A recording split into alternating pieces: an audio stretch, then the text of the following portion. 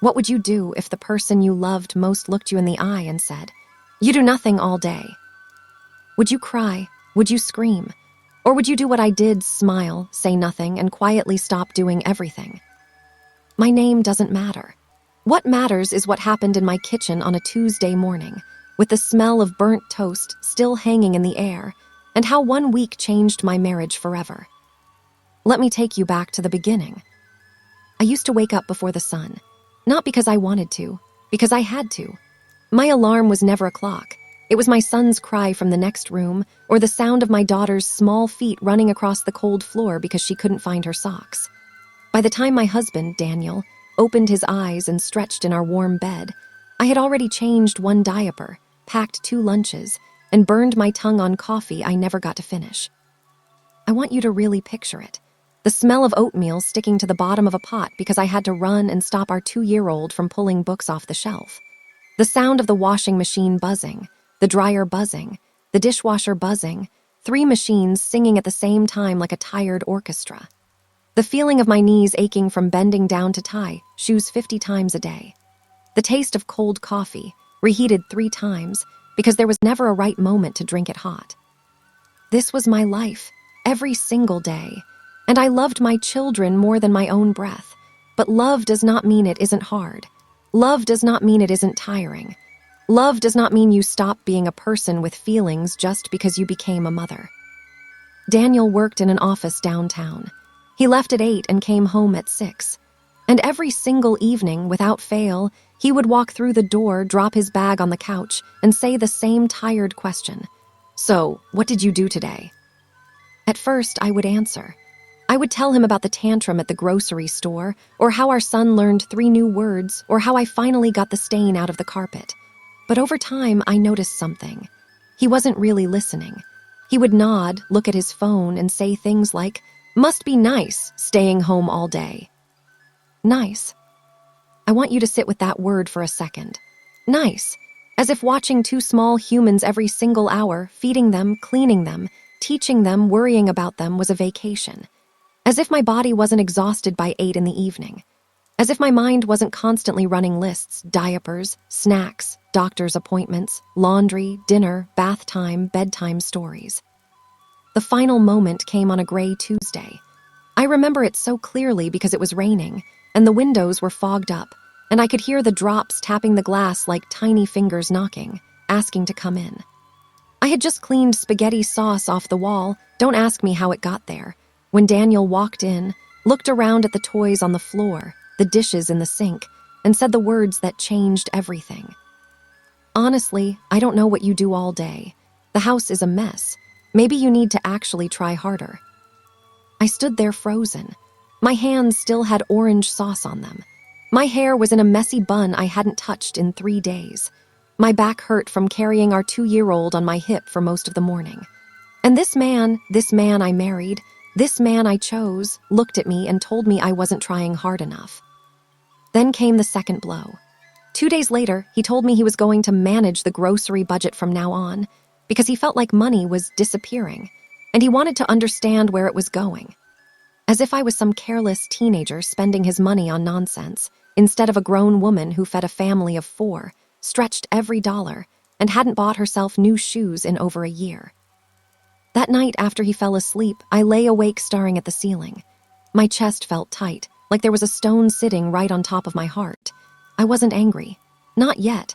I was something deeper than angry. I was tired in a way that sleep cannot fix.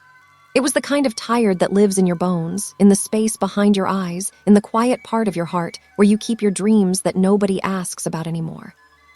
And that's when the idea came to me. Quiet, calm, and completely clear. If he thought I did nothing all day, then for 1 week, I would do nothing. I didn't announce it. I didn't scream or slam doors. I simply stopped. I still hugged my children, still kissed their heads, still made sure they were safe and loved. But everything else, the invisible work, the work nobody sees or thanks you for, I put it down like a heavy bag I had been carrying for years. Day 1, I didn't cook dinner. When Daniel came home and asked what was for dinner, I looked at him calmly and said, "I don't know. What did you do today to make dinner happen?" He blinked at me, confused, then made himself a sandwich, grumbling under his breath. Day 2, I didn't fold the laundry. It sat in baskets, growing into a small mountain in the hallway. Daniel had to dig through it to find socks for work. I watched him from the kitchen doorway. Sipping tea I actually got to drink hot for the first time in weeks. Day 3, I didn't clean up the toys. The living room looked like a toy store had exploded. I didn't remind him about the school forms due Friday. I didn't call to reschedule our son's dentist appointment. I simply lived quietly, like a woman on strike inside her own home. By day 4, something in the house had shifted. The air felt different, heavier, but also strangely honest, like a mask had finally come off. That evening, I heard a sound I will never forget as long as I live. It was coming from the laundry room. A strange, broken sound. At first, I thought maybe the dryer was malfunctioning. But then I heard it again, and my stomach dropped. It was Daniel, crying. I walked slowly toward the laundry room, my bare feet quiet on the tile floor. I pushed the door open and found him sitting on the floor, surrounded by a mountain of unfolded laundry, an inside-out sock still in his hand, tears streaming down his face. He looked up at me, and his eyes were red and swollen, like he had been crying for a while before I found him.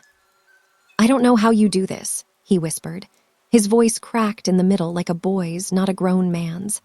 "I've been trying to fold this for 20 minutes and I can't even match the socks.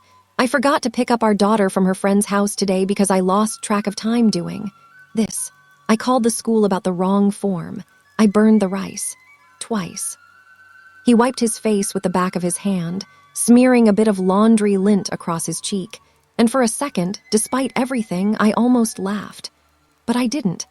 I sat down on the floor next to him, the cold tile pressing against my legs, and I listened. "I thought this was easy," he said. "I thought you just sat around with the kids all day, maybe watched TV, maybe napped when they napped. I never once thought about how much is actually happening. The cooking, the cleaning, the remembering everything for everyone. I feel like I failed today at the one thing you do every single day without complaining." I felt something in my chest loosen, like a knot finally coming undone after being tied too tight for too long. I told him, gently but honestly, "I'm not lazy, Daniel. I'm invisible. There's a difference. Lazy means I'm not doing anything. Invisible means I'm doing everything, but nobody sees it because it's not supposed to be seen. It's only noticed when it stops." He nodded slowly, still holding that lonely sock, and said the words I had been waiting months, maybe years, to hear. "I'm sorry. I am so sorry. You're not lazy. You've never been lazy. I was blind, and I'm sorry it took this to open my eyes."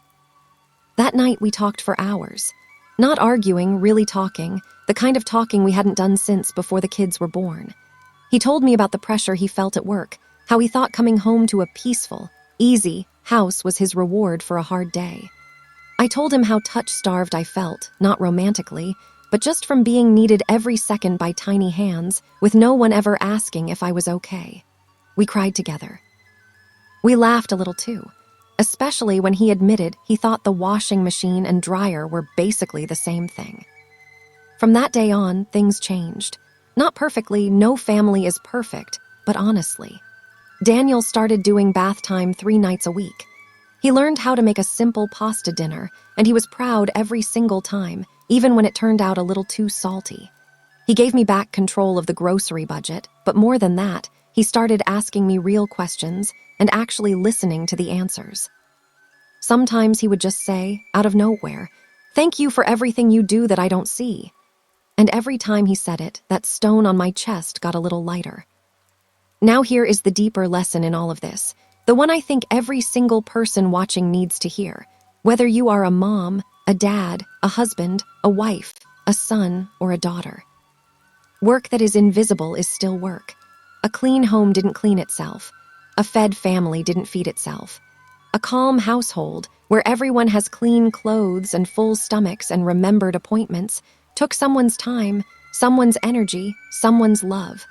Just because you cannot see the effort behind something does not mean the effort was never there.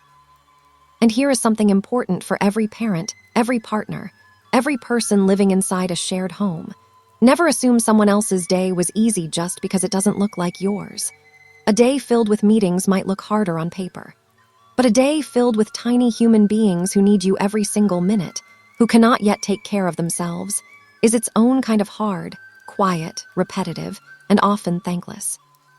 If you are someone who feels invisible today, a stay-at-home parent, a caregiver, someone whose work is never praised because it's expected, please hear me. You are not lazy. You are not doing nothing. You are doing the kind of work that holds a family together, even when nobody claps for it. And if you are someone who has ever looked at another person and thought, they don't do much, I ask you gently to pause before you speak those words out loud. Try walking in their shoes for just one day before you judge how heavy their shoes are. My advice to you, whoever you are watching this right now, talk to the people you love. Don't wait for a laundry room breakdown to say thank you. Notice the small things. Say them out loud. A simple "I see you" and "I appreciate you" can save a marriage, save a friendship, save someone's spirit on a day when they feel like giving up. Love is not just candlelit dinners and sweet words. Real love is noticing the tired eyes across the kitchen table and asking, "How can I help carry this with you?"